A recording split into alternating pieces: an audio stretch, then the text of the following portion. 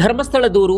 ದೇವಾಲಯದ ಮಾಹಿತಿ ಕೇಂದ್ರದ ಸೂಚನೆಯ ಮೇರೆಗೆ 100ಕ್ಕೂ ಹೆಚ್ಚು ಶವಗಳನ್ನು ಹೂತಿದ್ದೇನೆ. 2012ರಲ್ಲಿ ಸೌಜನ್ಯ ಕೊಲೆ ನಡೆದಾಗ್ಲೂ ನನಗೆ ಕರೆ ಬಂದಿತ್ತು. ಇಂಡಿಯಾ ಟುಡೇ ಸಂದರ್ಶನದಲ್ಲಿ ದೂರುದಾರ ಹೇಳಿಕೆ. ಧರ್ಮಸ್ಥಳದಲ್ಲಿ ದೇವಾಲಯದ ಸೂಚನೆಯ ಮೇರೆಗೆ 100ಕ್ಕೂ ಹೆಚ್ಚು ಅಪರಿಚಿತ ಶವಗಳನ್ನು ಹೂತಿರೋದಾಗಿ ಧರ್ಮಸ್ಥಳ ದೂರು ಪ್ರಕರಣಕ್ಕೆ ಸಂಬಂಧಪಟ್ಟಂತೆ ದೂರುದಾರ ಸಾಕ್ಷಿಯು ಇಂಡಿಯಾ ಟುಡೆಗೆ ನೀಡಿದ ವಿಶೇಷ ಸಂದರ್ಶನದಲ್ಲಿ ಹೇಳಿದ್ದಾರೆ. ಧರ್ಮಸ್ಥಳದಲ್ಲಿ ಸಾಮೂಹಿಕವಾಗಿ ಶವಗಳನ್ನು ಹೂತು ಹಾಕಲಾಗಿದೆ ಎನ್ನಲಾದ ಪ್ರಕರಣಕ್ಕೆ ಸಂಬಂಧಪಟ್ಟಂತೆ ತನಿಖೆ ನಡೆಸುತ್ತಿರುವ ವಿಶೇಷ ತನಿಖಾ ತಂಡಕ್ಕೆ ಹೊರತುಪಡಿಸಿ ಮಾಧ್ಯಮಗಳಿಗೆ ನೀಡಿದ ಮೊದಲ ಸಂದರ್ಶನ ಇದಾಗಿದೆ. ಮಾಜಿ ನೈರ್ಮಲ್ಯ ಕಾರ್ಯಕರ್ತನಾಗಿರುವ ದೂರುದಾರ ಸಾಕ್ಷಿಯ ಪ್ರಕಾರ ಯಾವುದೇ ಅಧಿಕೃತ ದಾಖಲೆ ಅಥವಾ ಮೇಲ್ವಿಚಾರಣೆ ಇಲ್ಲದೆ ಕಾಡು, ಹಳೆಯ ರಸ್ತೆ ಬದಿಗಳು, ನೇತ್ರಾವತಿ ಸ್ನಾನಘಟ್ಟದ ಬಳಿ ಶವಗಳನ್ನು ಸಮಾಧಿ ಮಾಡಲಾಗುತ್ತಿತ್ತು. ಸ್ಥಳೀಯ ಪಂಚಾಯತ್ನಿಂದ ಶವ ಸಂಸ್ಕಾರಕ್ಕೆ ಯಾವುದೇ ಆದೇಶ ಬಂದಿರಲಿಲ್ಲ. ಎಲ್ಲಾ ನಿರ್ದೇಶನಗಳು ದೇವಾಲಯದ ಮಾಹಿತಿ ಕೇಂದ್ರದಿಂದಲೇ ಬರುತ್ತಿದ್ದವು ಎಂದು ಅವರು ಇಂಡಿಯಾ ಟುಡೆಗೆ ತಿಳಿಸಿದ್ದಾರೆ. ಮೃತದೇಹಗಳನ್ನು ಹೂತು ಹಾಕುತ್ತಿದ್ದರು ಎನ್ನಲಾದ ತಂಡದಲ್ಲಿದ್ದ 4 ಇನ್ನಿತರ ಸದಸ್ಯರ ಹೆಸರುಗಳನ್ನು ಹೇಳಿದ್ದು, ಬಾಹುಬಲಿ ಬೆಟ್ಟಗಳಲ್ಲಿ ಒಬ್ಬ ಮಹಿಳೆಯನ್ನ ಹಾಗೂ ನೇತ್ರಾವತಿ ಸ್ನಾನಘಟ್ಟದಲ್ಲಿ 70 ಶವಗಳನ್ನು ಸಮಾಧಿ ಮಾಡಿದ್ದೇವೆ.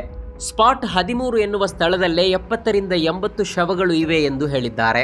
ಹಿಂಸೆಯ ಹಾಗೂ ಲೈಂಗಿಕ ದೌರ್ಜನ್ಯದ ಲಕ್ಷಣಗಳಿದ್ದ ಮೃತದೇಹಗಳು ಕಂಡುಬಂದಿದ್ದು, ವೈದ್ಯಕೀಯ ತಜ್ಞರು ಮಾತ್ರ ಇದನ್ನು ದೃಢೀಕರಿಸಬಹುದು ಎಂದು ಹೇಳಿದ್ದಾರೆ. 100 ಮೃತದೇಹಗಳಲ್ಲಿ ಸುಮಾರು 90 ಮಹಿಳೆಯರದ್ದಾಗಿದ್ದವು ಎಂದು ಅವರು ಹೇಳಿಕೊಂಡಿದ್ದಾರೆ. ಕಾಲಕ್ರಮೇಣ ಅರಣ್ಯ ದಟ್ಟವಾಗಿರೋದು, ಮಣ್ಣಿನ ಬದಲಾವಣೆ ಹಾಗೂ ನಿರ್ಮಾಣ ಕಾರ್ಯಗಳಿಂದ ಅನೇಕ ಸಮಾಧಿ ಸ್ಥಳಗಳ ಗುರುತು ಮಾಯವಾಗಿದೆ ಎಂದ ಅವರು, ನಾನು ನನ್ನ ನೆನಪಿನ ಆಧಾರದ ಮೇಲೆ ಸ್ಥಳಗಳನ್ನು ತೋರಿಸುತ್ತಿದ್ದೇನೆ.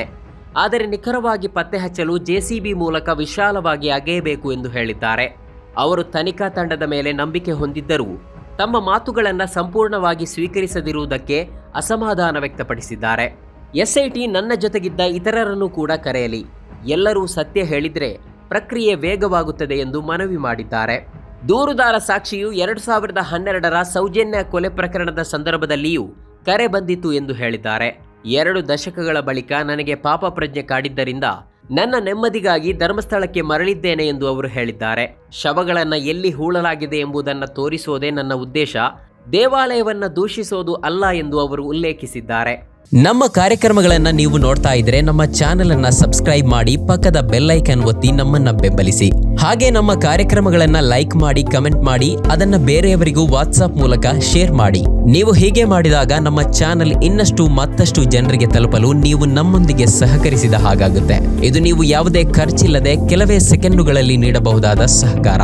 ಧನ್ಯವಾದಗಳು.